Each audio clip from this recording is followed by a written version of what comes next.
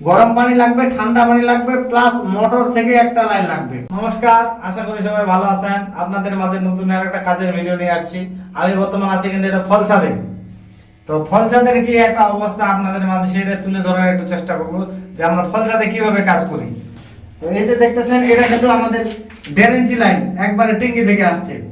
1.5 ইঞ্চি line ট্যাঙ্কি থেকে আসে, নিচে দুইটা বাথরুমের আমরা এভাবে দিছি। এখানে টি খাওয়াইছি, টি খাওয়াই এখানে একটা লাইন ঢুকে দিছি, আবার এদিক দিয়ে আসে এখানে একটা ঢুকাই দিছি।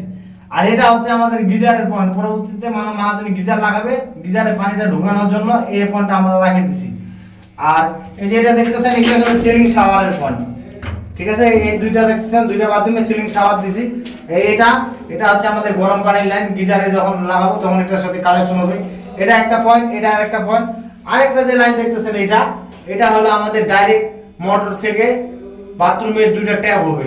আসলে আমাদের ঠাকুরগাঁও শহরে মহাজনের চাহিদার শেষ নাই। গরম পানি লাগবে, ঠান্ডা পানি লাগবে, প্লাস মোটর থেকে একটা লাইন লাগবে। মানে বুঝেন তো ব্যাপারটা, কত কাজ করতে হয় আমাদের।